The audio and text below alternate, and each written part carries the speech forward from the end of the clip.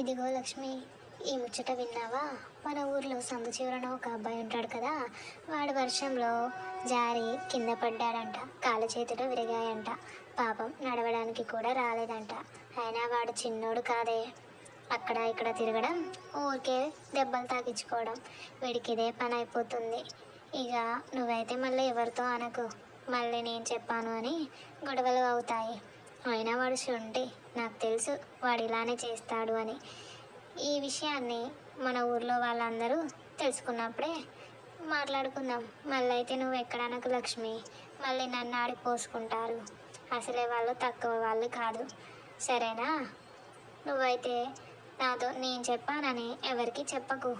ఉంటాను లక్ష్మి, మరి బాయ్. ఇదిగో అక్క, విన్నావా? నాకు ఇందాక బామ్మగారు చెప్పారు, వీధి చివరలో ఉన్న అబ్బాయి కాళ్ళు చేతులు విరిగాయంట, వర్షంలో జారి పడ్డాడంట, చాలా సీరియస్గా ఉన్నాడంట. ఇక ఏ క్షణం అన్నట్టు ఉన్నాడంట. ఆ ముసలావిడ నాకు అన్నీ చెప్పింది. ఇక ఆ అబ్బాయి ఎలా బతుకుతాడో ఏమో పాపం. నాకైతే తలుచుకుంటే చాలా బాధగా ఉంది.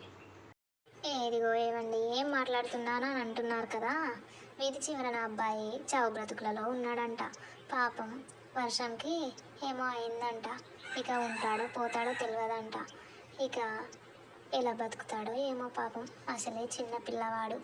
అయిన వాడికి పనులన్నీ ఎందుకో ఏంటో. నాకు పక్కన లక్ష్మి చెప్పింది, ఆమెకి ఎవరో చెప్పారంట. మళ్ళీ నువ్వు ఎక్కడ అనకండి, మళ్ళీ మనకెందుకులేండి లేనిపోని పాటలు.